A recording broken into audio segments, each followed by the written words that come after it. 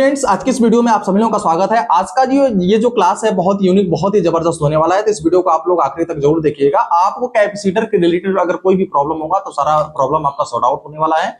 बहुत सारे लोग कहते हैं कि सर हमारे कैपेसिटर में 3 टर्मिनल आ रहा है, हमारे कैपेसिटर में 2 टर्मिनल आ रहा है, और बहुत सारे लोग कहते हैं कि हमारे कैपेसिटर में 4 टर्मिनल आ रहा है। सर इसके बारे में थोड़ा सा बताएं। तो हमारे पास में 2 कैपेसिटर मैंने ऑलरेडी ले लिया है, और इस कैपेसिटर के अंदर आप देखेंगे तो यहाँ पर जो है कि 2 टर्मिनल है और यहाँ पे 4 टर्मिनल है, और यहाँ पर देखिए तो इस कैपेसिटर में 4 टर्मिनल और एक तरफ 2 टर्मिनल। ये ऐसा क्यों दिया गया है दोनों कैपेसिटर के अंदर, और दोनों कैपेसिटर मतलब कि ऐसे देने का मतलब क्या है और इसका यूज कहाँ पे और कैसे करते हैं, इसके बारे में आपको जानकारी देने वाला हूं।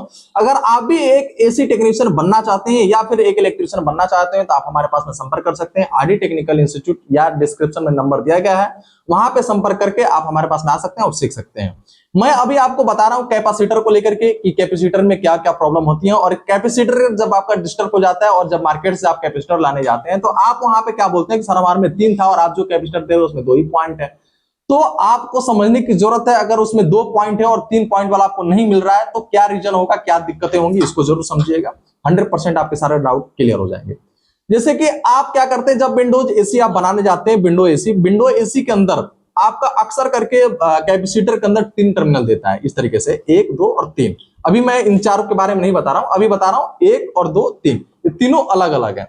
ये 3 देने का रीजन क्या है? विंडो एसी के अंदर एक फैन मोटर होता है, जबकि आप देखे होंगे एक फैन मोटर होता है और एक कंप्रेसर मोटर। 2 मोटर आपके विंडो एसी के अंदर यूज किए जाते हैं। तो आपका एक कंप्रेसर मोटर और दूसरा आपका जो होता है वो फैन मोटर, ये दोनों का कैपेसिटर आपके एक ही कैपेसिटर में होता है। यानी जो आपका कैपेसिटर है, ये दोनों कैपेसिटर आपके एक ही कैपेसिटर में यूज किया जाएगा। ये जो कैपेसिटर आपका होता है, ये आपका इसके अंदर 40 प्लस 5 एमएफडी या 40 प्लस 6 एमएफडी, इस तरीके से इसके अंदर 2 कैपेसिटर होगा। एक आपका 40 एमएफडी का कैपेसिटर है और एक आपका इसके अंदर 6 एमएफडी का कैपेसिटर है। जैसा कि आपने देखा होगा पहले भी, जब वॉशिंग मशीन आप बनाने जाते हैं तो एक ही वॉशिंग मशीन होता है और एक वॉशिंग मशीन के अंदर एक ही कैपेसिटर यूज किया जाता है, और उस कैपेसिटर में 2 कैपेसिटर आपके होते हैं। एक आपका स्पिन टाइमर के लिए कैपेसिटर यूज किया जाता है, एक आपका वॉश टाइमर के लिए कैपेसिटर यूज किया जाता है। यानी कैपेसिटर एक ही होगा लेकिन उसके अंदर 2 कैपेसिटर होता है। एक आपका 8 एमएफडी होता है और एक आपका 10 एमएफडी होता है, या फिर कभी कभी एक 12 एमएफडी होता है और एक 8 एमएफडी होता है। ठीक है, तो अगर उसमें जो ज्यादा एमएफडी वाला कैपेसिटर होता है वो आपका वॉश टाइमर के लिए होता है, और स्पिन टाइमर के लिए, स्पिन मोटर के लिए आपका कम एमएफडी वाला होता है। तो इस तरीके से हम लोग उसके अंदर पकड़ लेते हैं। लेकिन इसके अंदर क्या है कि अगर आपका 40 प्लस 6 एमएफडी है या 45 प्लस 6 एमएफडी है, तो इसके अंदर समझना होगा कि जो 6 एमएफडी का कैपेसिटर दिया है वो फैन मोटर के लिए दिया गया है, और इसके बाद जो 40 एमएफडी की कैपेसिटर दी गई है वो किसके लिए दी गई है? तो कंप्रेसर के लिए दी गई है। यानी इस कैपेसिटर के अंदर कितने कैपेसिटर है? 2 कैपेसिटर है, एक आपका 6 एमएफडी का है और एक आपका 40 का है या आपका 45 का है, जो भी इसके अंदर है। यानी एक कैपेसिटर कंप्रेसर के लिए दिया गया है और दूसरा कैपेसिटर किसके लिए दिया गया है? तो आपके फैन मोटर के लिए दिया गया है।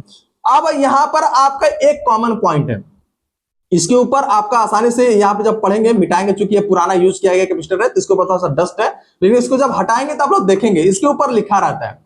एक आपका कॉमन लिखा होगा, एक आपका एच लिखा होगा और एक आपका एफ लिखा होगा। इस तरीके से लिखा होता है। दीजिए, देखिए इसके ऊपर लिखा हुआ है,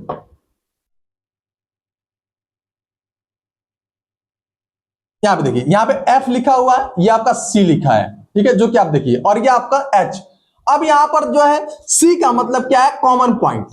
जैसे कि आप देखे होंगे एक कैपेसिटर में, ठीक है, कोई भी कैपेसिटर, कोई भी कंडेंसर होता है, एक नॉर्मली छोटी भी कैपेसिटर की मैं बात करूं तो अब वो क्या करता है, मान लीजिए इसी कैपेसिटर को मैं ले लेता हूं, इसमें मैंने फेस सप्लाई दिया और यहां से मैंने कंप्रेसर को स्टार्ट में दे दिया, कंप्रेसर के स्टार्ट में। अब यहां से तो रनिंग पे विद्युत लगातार जाती रहती है कंप्रेसर का। अब ये पूरा बिजली को जनरेट करेगा और स्टार्टिंग से सप्लाई को निकाल कर देगा, जिससे कंप्रेसर मोटर स्टार्ट हो जाता है। ठीक है, ये सेम काम इसके अंदर भी होता है। ये कॉमन पॉइंट हम लोगों ने फेस दे दिया, कंप्रेसर को स्टार्ट करना है तो यहां से स्टार्टिंग पॉइंट से निकाल करके कंप्रेसर के लिए स्टार्टिंग को दे देंगे। फैन मोटर को स्टार्ट करना है तो यहां से एफ वाले से निकाल करके दे देंगे। इस तरीके से क्या होगा कि आपका फैन मोटर भी इससे चालू होगा और इसी कैपेसिटर से आपका कंप्रेसर भी स्टार्ट होगा। यानी दोनों इसके अंदर से आराम से यूज कर सकते हैं। कॉमन पॉइंट अब ये नहीं कि फैन मोटर के लिए कॉमन अलग बनाएंगे और कंप्रेसर के लिए कॉमन अलग बनाएंगे। इसी कैपेसिटर में कॉमन दोनों का एक ही है, बस आउटपुट दोनों का अलग अलग है। ये आपका 40 एमएफडी है और ये आपका 6 एमएफडी है। समझ गए? क्लियर है? तो आप लोगों को भी समझ में आया होगा। अगर ये चीज आपको समझ में आया है तो एक लाइक जरूर दीजिएगा और चैनल को सब्सक्राइब करिएगा। बहुत बहुत धन्यवाद।